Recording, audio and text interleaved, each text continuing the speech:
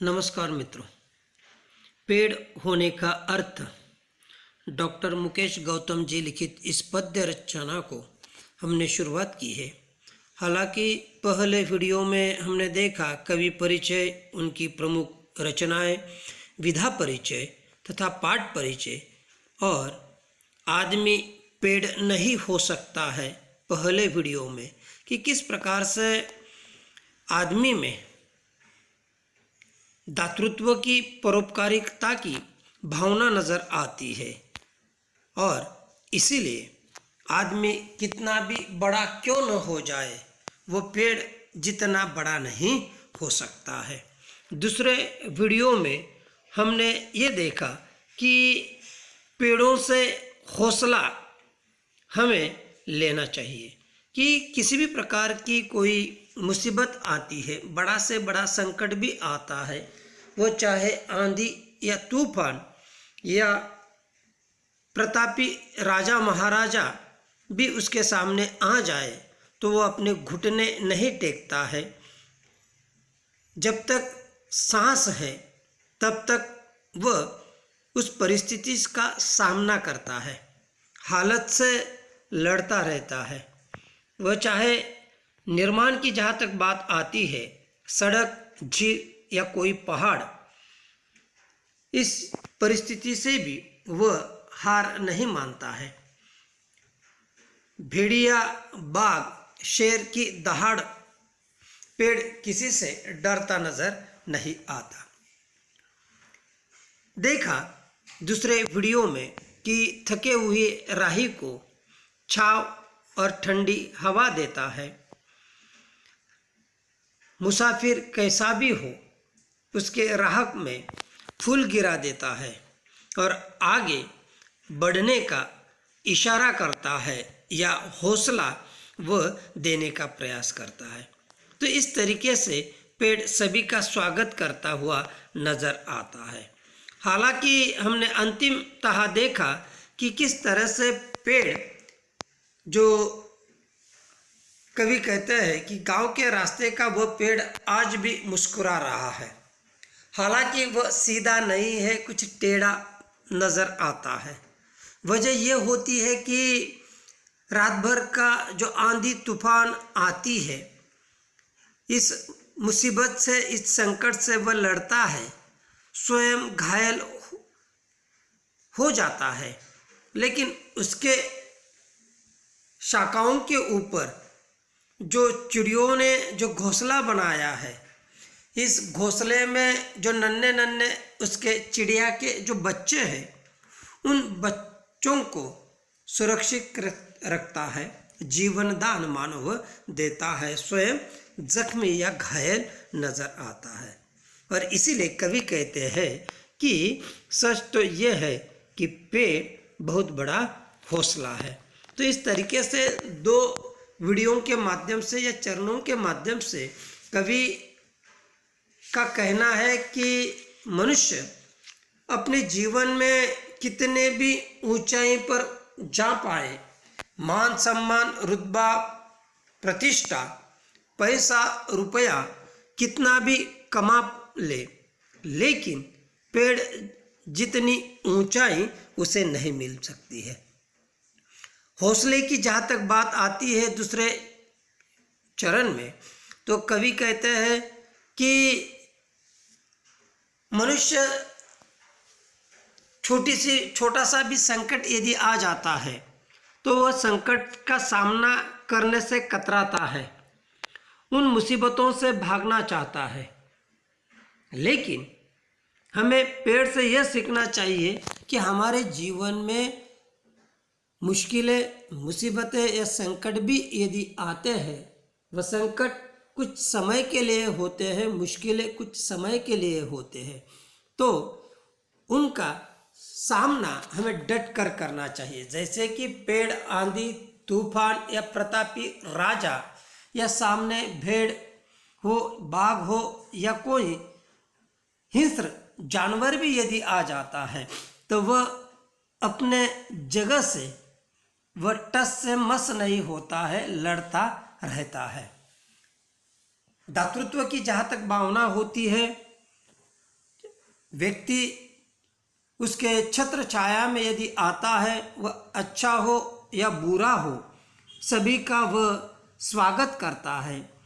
फूल बिछाकर वह उसका स्वागत करने के साथ साथ मुस्कुराकर उसे आगे बढ़ने की प्रेरणा देता है। स्वयं वह मुसीबत झेलकर दूसरों को सुरक्षितता या जीवनदान देता है। तो ये जो पेड़ की जो ये विशेषताएं हैं, दातृत्व की भावना जहाँ तक आती है, इससे हमें हौसला लेना चाहिए और अपने जीवन में इस तरीके से हमें परिवर्तन करना चाहिए। अंतिम इस चरण में हम आ गए। इस रचना के पहले पद में कवि कहते हैं कि पेड़ आदमी पेड़ नहीं हो सकता।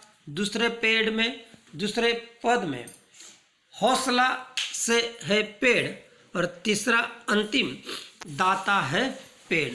तो किस तरीके से पेड़ में दातृत्व की भावना, परोपकारिता की भावना हमें नज़र आती है कि कितनी भी जहाँ तक दातृत्व, परोपकारिता किस तरीके से पेड़ में नज़र आती है, ये इस पद में कवि डॉक्टर मुकेश गौतम जी स्पष्ट करने का प्रयास करते हैं। देखते विस्तार से। प्रकट वाचन पहले हम करते हैं। जड़, तना, शाखा, पत्ती, पुष्प, फल और बीज हमारे लिए ही तो है पेड़ की हर एक चीज़। किसी ने उसे पूजा, किसी ने उस पर कुल्हाड़ी चलाई, पर कोई बताए क्या पेड़ ने एक बूंद भी आंसू गिराई। हमारी सांसों के लिए शुद्ध हवा, बीमारी के लिए दवा, शव यात्रा, शगुन या बारात, सभी के लिए देता है पुष्पों की सौगात।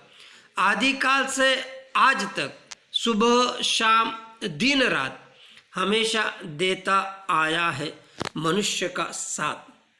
कवि को मिला कागज, कलम, शाई, वैद्य हकीम को दवाई, शासन या प्रशासन सभी के बैठने के लिए कुर्सी, मेज, आसन, जो हम उपयोग नहीं करें। वृक्षों के पास ऐसी एक भी नहीं चीज़ है। जी हाँ, सच तो यह है कि पेड़ संत है, पेड़ दधीची है।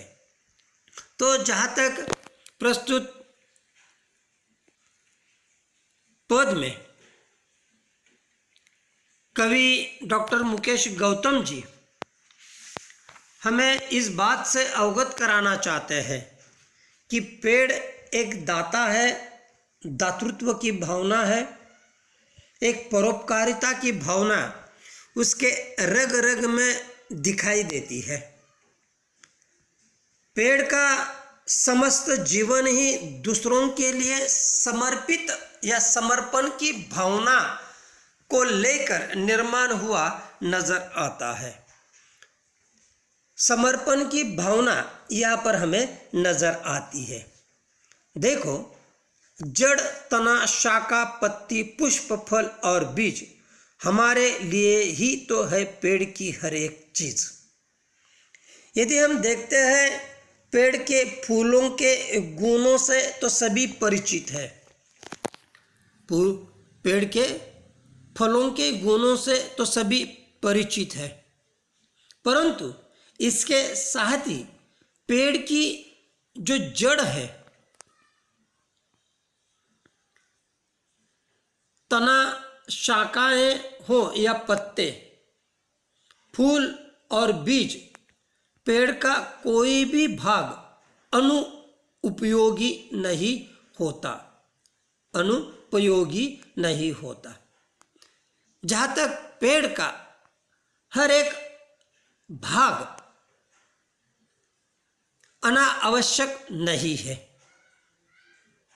हर एक अंग का समस्त मानव जाति के लिए किसी न किसी प्रकार की उपयोगिता नजर आती है।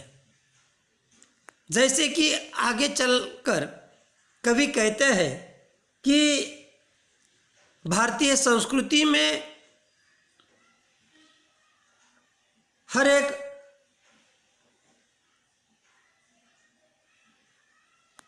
कार्यक्रम में हमें किसी न किसी प्रकार की जो पूजा की जाती है, तब उस पूजा में हम पेड़ को भी पूजते हैं, उसके पत्तियों के तोरण बनाए जाते हैं, फूलों के तोरण बनाए जाते हैं और एक पेड़ को एक महत्वपूर्ण स्थान दिया जाता है। तो इसीलिए कवि कहते हैं कि पेड़ को किसी ने पूजा, किसी ने उस पर कुल्हाड़ी चलाई। एक ओर हम उसकी पूजा करते हैं और दूसरी ओर मनुष्य अपने स्वार्थ के लिए पेड़ पर कुल्हाड़ी चलाने वाले, उसे काटने वालों की भी कमी नहीं आती है। तो कवि कहना चाहते हैं आगे, पर कोई बताए क्या पेड़ ने एक बूंद भी आंसू की गिराई। कि ये जो उसके हर एक अंग का या पेड़ का हर एक भाग का मनुष्य के लिए उपयोगिता साबित नजर आई है।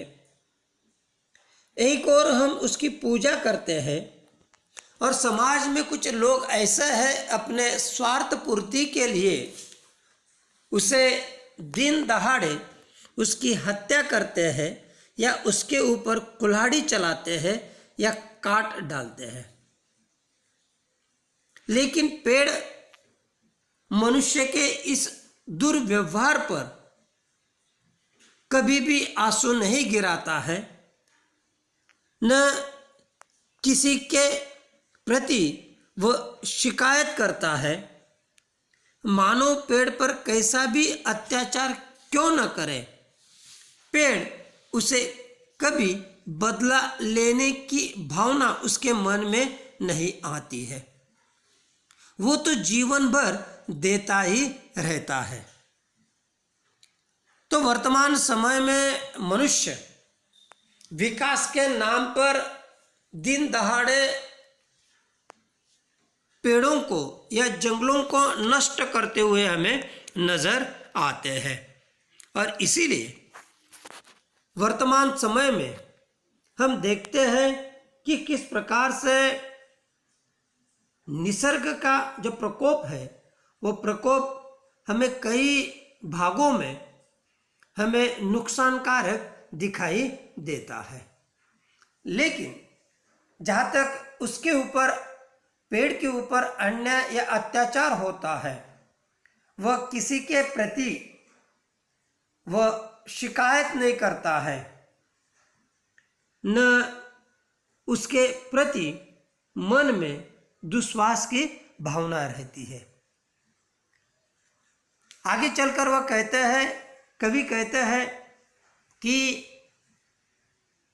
पेड़ हमारी सांसों के लिए शुद्ध हवा, बीमारी के लिए दवा, शव यात्रा, शगुन या बारात सभी के लिए देता है पुष्पों की सौगात। कवि ये कहना चाहते हैं कि किस प्रकार से पेड़ की उपयोगिता हर समय हमारे लिए साबित होती है। जैसे कि हम जो सांस लेते हैं, सांसों उच्छ्वास लेते हैं, के माध्यम से जो विषैली वायु बाहर छोड़ते हैं, पेड़ उसे स्वच्छ करके हमें स्वास्थ्यवर्धक वायु प्रदान करता है, हमारी सांसों के लिए शुद्ध हवा। तो इस प्रकार से जो विषैली वायु, कार्बन डाइऑक्साइड जैसे कई विषाणु वायु, जैसे कि वायु ध्वनि प्रदूषण के माध्यम से हमें नजर आते हैं, तो पेड़ उसका स्वयं ग्रहण करते हैं और हमें स्वच्छ वायु यानी ऑक्सीजन देने का प्रयास करता है, जो ऑक्सीजन हमारे लिए, समस्त प्राणी जगत के लिए, मनुष्य जगत के लिए आत्मा है, और इसीलिए वह शुद्ध हवा देते हैं। जो बीमार व्यक्ति है, उस बीमार व्यक्ति के लिए दवा या औषधियाँ देते हुए नजर आते हैं। पेड़ रोगों के लिए विभिन्न प्रकार की औषधियाँ देता है। शव यात्रा हो या शगुन या बारात, शगुन यानी शुभ काम। तो कवि कहना चाहते हैं आगे चलकर कि मनुष्य समाज में किसी की शव यात्रा हो या कोई शुभ कार्य हो या फिर किसी की बारात निकलती हो, तो पेड़ सभी को सजावट के लिए पुष्पों की सौगात यानी उपहार मानो देता हुआ नजर आता है। तो इस तरीके से पेड़ जो है अपने पुष्पों की उपहार मानो हर एक परिस्थिति के अनुसार, चाहे वह दुख का समय हो या शुभ कार्य हो या बारात हो, ऐसे समय में वह अपनी उपयोगिता स्पष्ट करता है या उपयोगिता हमें उसकी नजर आती है। आगे, आदिकाल से आज तक सुबह शाम दिन रात हमेशा देता आया है मनुष्य का साथ। कवि आगे चलकर कहते हैं कि जब से इस चराचर सृष्टि का निर्माण हुआ है या आरंभ हुआ है, अनादि काल से पेड़ हमेशा मनुष्य को देता ही आया है। जैसे कि सुबह शाम दिन रात हमेशा देने का काम उन्होंने मनुष्य को किया है। इस प्रकार का साथ या सहकार्य पेड़ का हमें नजर आता है। तो जहाँ तक आगे चलकर दातृत्व की भावना है, परोपकारिता की भावना है, तो कवि कहना चाहता है कि मेरे लिए कवि को मिला कागज, कलम, शाई, वैद्य हकीम को दवाई, शासन या प्रशासन सभी के बैठने के लिए कुर्सी, मेज, आसन, जो हम उपयोग नहीं करें। वृक्ष के पास ऐसी एक भी नहीं चीज है। जी हाँ, सच तो यह है कि पेड़ संत है, पेड़ दधीची है। यदि हम देखते हैं तो कवि कहते हैं कि पेड़ कवि को कागज, कलम तथा शाई प्रदान करता है। पेड़ वैद्य और हकीम को विभिन्न रोगों के लिए दवाइयाँ देता है। पेड़ शासन और प्रशासन के लोगों को कुर्सी, मेज और आसन बैठने के लिए देता है। वास्तव में देखा जाए तो पेड़ की ऐसी कोई भी वस्तु नहीं है जो मनुष्य के काम न आती हो। पेड़ संत के समान है जो दूसरों को देते ही है, किसी से कुछ भी अपेक्षा नहीं रखते। वास्तविकता तो यह है कि पेड़ दधीची है। जिस प्रकार दधीची संत ने, ऋषि ने देवताओं की रक्षा के लिए वज्रास्त्र बनाने के लिए जीते जी अपनी अस्थियां भी दान कर दी थी, उसी प्रकार पेड़ बिना किसी स्वार्थ के जीवन भर देता ही रहता है। और इस प्रकार से कवि डॉक्टर मुकेश गौतम जी पेड़ के माध्यम से हमें दातृत्व की भावना हो, लेने की भावना हो या उसकी उपयोगिता को हमें समझना चाहिए। दधीची एक महान ऋषि थे जिन्होंने उत्तरासुर नामक दानव का, राक्षस का वध कराने के लिए अस्त्र बनाने के लिए इंद्र को अपनी हड्डियां वज्रास्त्र बनाने के लिए दी थी। तो ये जो दधीची की उपाधि मानो कवि देने का प्रयास करते हैं, संत जो देने की दातृत्व की भावना होती है। तो इस तरीके से दधीची जिस प्रकार के महान ऋषि थे, उन्होंने तपश्चर्या करके, ऐसा कहा जाता है कि एक बार उत्तरासुर नामक राक्षस देवलोक पर अधिकार करने के लिए सभी देवताओं को तरह तरह से परेशान कर रहा था। उसके अत्याचार बढ़ते ही जाते थे। ब्रह्मा जी ने देवताओं को बताया कि उत्तरासुर को मारने का एक ही उपाय है, वह है पृथ्वीवासी आत्मत्यागी महर्षि दधीची की अस्थियों से बना वज्र। देवराज इंद्र के कहने पर महर्षि ने बिना किसी हिचकिचाहट के उसी समय समाधि लगाई और अपनी देह की त्याग दी।